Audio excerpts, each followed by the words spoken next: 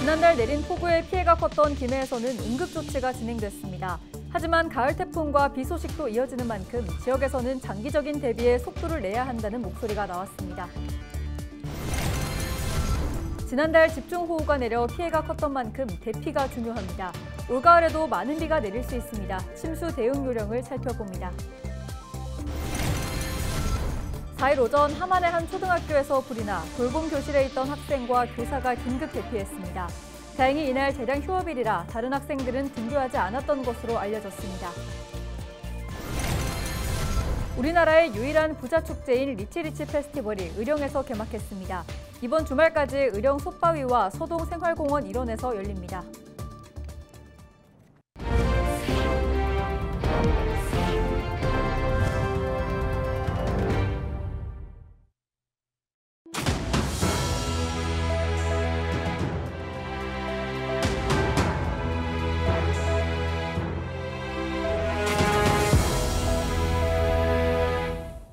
시청자 여러분 안녕하십니까? 헬로티비 경남뉴스입니다. 4일 오전 함안의 한 초등학교에서 불이 나 자칫하면 큰 피해가 날 뻔했습니다. 다행히 재량 휴업일이라 학생들이 없어 가슴을 쓸어내렸습니다. 4일 오전 9시 40분쯤 함안군 칠원읍의 한 초등학교에서 불이 났습니다. 다행히 인명피해는 없었지만 돌봄 교실에 있던 학생 5명과 교사 1명, 행정실 직원 1명, 모두 7명이 긴급히 대피했습니다. 앞서 전해드린 것처럼 이날은 학교 재량 휴업일이라 다른 학생들은 등교하지 않았던 것으로 알려졌습니다. 소방당국은 소방인력 66명, 장비 22대를 투입해 1시간 만에 불을 껐습니다. 이 불로 도서실 전체와 에어컨 등이 불에 타 소방서 추산 3천만 원의 재산 피해가 발생했습니다. 경남도 교육청은 불이 난 곳이 학교 2층 도서실로 건물 자체가 분리돼 있어 다른 교실 피해는 없는 것으로 확인됐다고 밝혔습니다. 경찰과 소방당국은 정확한 화재 원인을 조사하고 있습니다. 학교 측은 다음 주 7일 재량 휴업하기로 결정했습니다. 또 8일부터 정상 등교할 예정이지만 안전성 검사 등의 이유로 학사 일정이 조정될 수 있다고 밝혔습니다.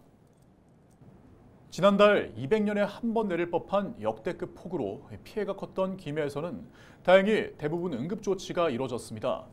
하지만 완전히 복구되진 않는 만큼 또 들려오는 비 소식에 지역에서는 긴장할 수밖에 없는데요. 네, 다행히 이번 태풍은 약화됐지만 장기적인 대비에 속도를 내야 한다는 목소리가 나오고 있습니다. 피해 보름째의 모습, 권정숙 기자가 살펴봤습니다. 지난달 폭우에서 몸만 빠져나왔다는 어르신. 집 밖으로 꺼내둔 살림살이를 안으로 들이기만 했을 뿐 물기가 마르지 않아 아직 도배도 못했습니다.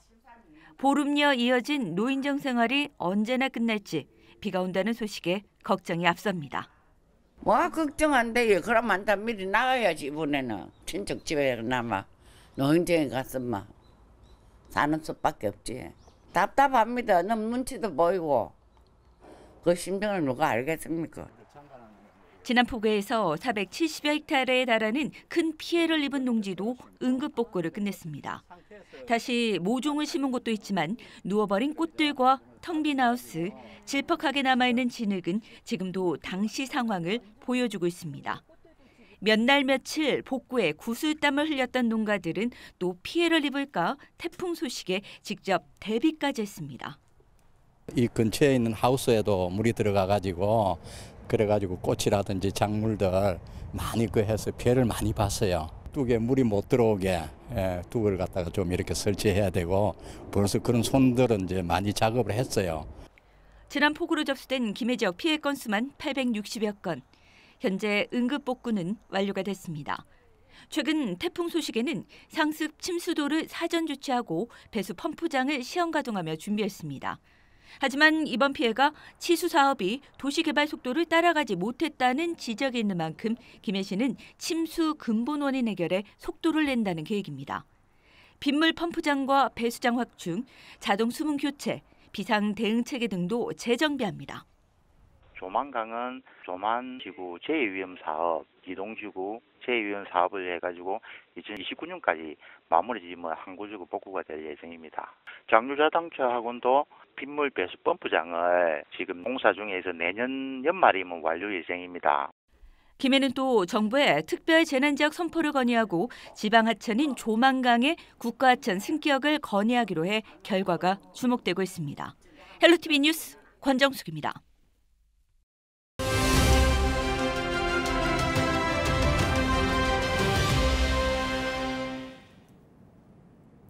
태풍 끄라톤이 소멸한 뒤 남은 비구름이 남해안으로 몰려올 것으로 전망되며 주말 많은 비가 내릴 가능성이 큽니다. 가을 폭우로 인한 침수나 고립 상황에서 어떻게 대처해야 하는지 이승훈 창원소방본부 대응예방과 소방이 전화 연결해서 들어보겠습니다. 소방이님 안녕하십니까?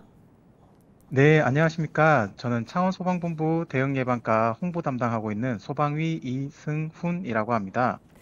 네, 먼저 가을비 등 집중호우로 갑자기 물이 차오르거나 또 고립 등 침수 상황이 발생했을 때 어떻게 행동하면 좋을까요? 네, 침수 시에 먼저 반지하 주택이나 지하 상가 등 지하 공간에 물이 들어온다면 고지대로 즉시 대피하여 주시고 침수 공간 탈출 시 외부 수심이 무릎 이상일 경우 여러 명이 힘을 합쳐 문을 열고 신속히 대피하여 주시기 바랍니다. 만약 차량이 침수된 상황이라면 즉시 문을 열고 대피하시고 혹시나 문이 열리지 않는다면 비상용 탈출 망치나 딱딱한 물체로 창문의 모서리 부분을 파괴하여 탈출하신 후에 고지대나 지지할 곳을 찾아 119에 신고하여 구조를 기다려 주십시오. 네, 요즘 가을비치고 꽤 많은 양의 비가 쏟아지는 경우가 많습니다. 피해를 예방할 수 있는 방법도 소개해 주시죠. 네, 맞습니다. 예방은요, 먼저 본인이 거주하고 있는 지역의 재해 위험 요인을 미리 확인하시고 TV나 인터넷 등으로 재난 상황을 수신할 수 있도록 준비하여 주시기 바라며 가정 내 하수구나 집 주변의 배수구의 사전 점검을 통하여 침수를 예방하여 주시기 바랍니다. 또한 어업 종사자분들께서는 집중호우 전에 선박은 묶어두시고 어망, 어구 등은 안전한 곳으로 미리 옮겨주시기 바라며 농업인 분들께서는 논둑과 물고 등을 미리 조정하여 농경지의 침수를 예방하여 주시기 바랍니다. 네, 마지막으로 시청자분들께 당부의 말씀도 부탁드립니다. 네, 시민 여러분, 집중호우에 따라 재난경보 발령 시 되도록이면 외출을 자제하여 주시고 외출 시에는 하천변이나 해안가 등 침수 위험 지역과 낙하 위험이 있는 대형 공사장 등은 피해 주시기 바랍니다. 네, 오늘 말씀 여기까지 듣겠습니다. 지금까지 이승훈 소방위와 함께했습니다. 다음 소식입니다. 주말까지 경남 곳곳에서 아침에는 쌀쌀하고 한낮에는 포근한 일교차가 큰 날씨가 이어지겠습니다. 당분간 경남 내륙을 중심으로 아침 기온이 10도 안팎을 보이겠고 낮 기온은 23도에서 25도 선으로 평년과 비슷할 것으로 보입니다. 특히 낮과 밤의 기온차가 10도에서 15도 내외로 크게 벌어질 전망입니다. 제18호 태풍 끄라톤은 대만을 관통하며 세력을 키우지 못하고 열대 저압부로 약화해 우리나라에 직접적인 영향은 없을 것으로 보입니다. 다만 주변 비구름의 영향으로 일요일인 6일 아침부터 흐려져 경남 대부분 지역에 가을비가 예상됩니다. 예상 강수량은 5에서 20mm입니다. 지난 3일 통영시 인평동 민양항으로 입항하던 굴 양식 작업 바지선에서 실종됐던 20대 베트남 선원이 이틀 만에 숨진 채 발견됐습니다. 통영해양경찰서는 사고 이틀날인 4일 오전 11시 50분쯤 사고 지점으로부터 약 100m 떨어진 해상의 수심 3m 지점에서 실종 선원의 시신을 발견했다고 밝혔습니다. 해경은 실종자 인양을 마친 만큼 선장 등을 상대로 정확한 사고 경위를 조사할 예정입니다. 지난 3일 밤 9시 10분쯤 하동군 북천면의 한 단독주택에서 불이 났습니다. 이불로 집에 살고 있던 80대 여성 1명이 숨졌습니다. 불은 주택 전체와 별채 일부, 가재도구 등을 태우고 약 2시간 만에 꺼졌고 소방서 추산 1,800만 원의 재산 피해가 발생했습니다. 경찰과 소방당국은 정확한 화재 원인을 조사 중입니다. LG 창업주 구인회 회장, 삼성 창업주 이병철 회장, 그리고 효성그룹 조홍재 회장. 이름만 들어도 아는 우리나라 대표 기업가들인데요. 이들의 공통점은 바로 의령에서 태어났다는 겁니다. 의령군에서는 이 같은 특성을 살려 지난 2022년부터 부자 축제를 열고 있는데요. 올해는 더 다양한 콘텐츠로 국내뿐 아니라 해외 관광객들에게까지 부자의 기운을 널리 알린다고 합니다. 축제 현장을 전주현 기자가 다녀왔습니다. 마치 솥에서 금은 부어가 흘러나온 듯한 모습의 바위. 의령군을 대표하는 솥바위입니다. 이 솥바위를 중심으로 반경 8km 안에 부자가 끊이지 않는다는 솥바위 전설이 전해지고 있습니다. 실제 의령군은 우리나라 대표 기업가인 LG 구인회 회장과 삼성 이병철 회장, 효성그룹 조웅재 회장이 태어난 곳입니다. 관광객들은 솥바위를 돌며 바위를 한번 만져보고 각자 소원을 빌어봅니다. 가정 편안하고 아이들 잘 크고 건강하고 올 로또로 복권을 샀는데 올 복권 하나 걸려주이소.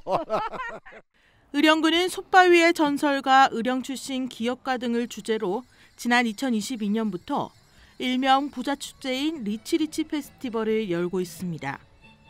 이번 축제에서는 솥바위 만지기와 백길 투어 등을 비롯해 가수 신유와 범한그룹 정영식 회장 등 자신의 분야에서 정점에 오른 명사들을 초청한 리치톡톡 강연회도 진행됩니다. 특히 부자의 철학과 경험을 학습하고 부자의 법칙을 배울 수 있는 주제가인 K부자랜드는 놓쳐서는 안 될 프로그램 중 하나입니다. 부자의 성지라고 합니다.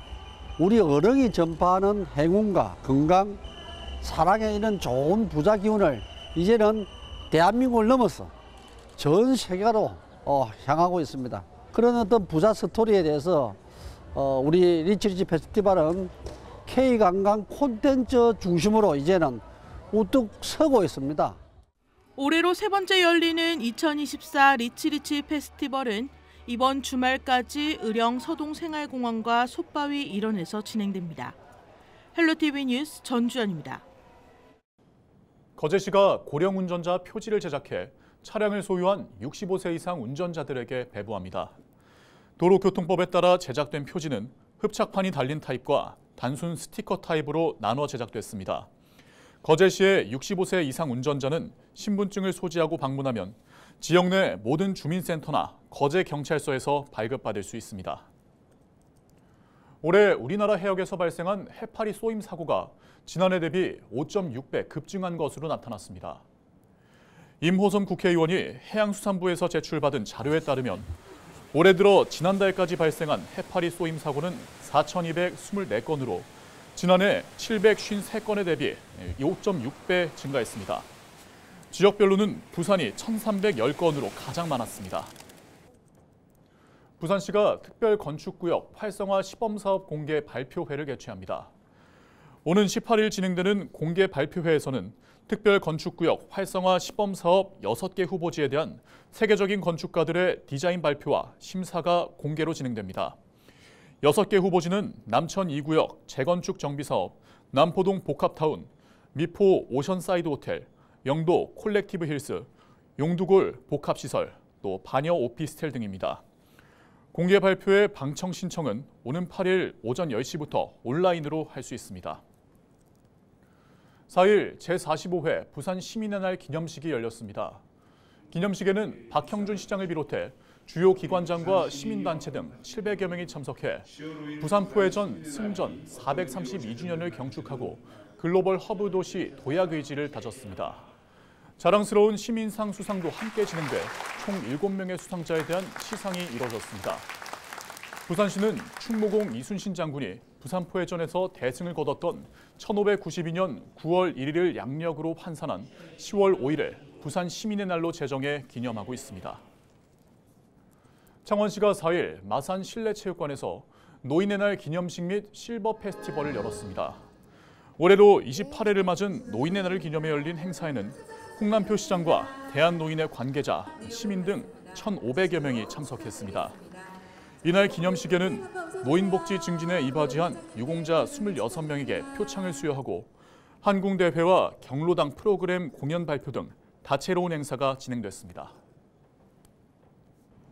이상으로 뉴스를 마칩니다. 함께해 주신 여러분 고맙습니다.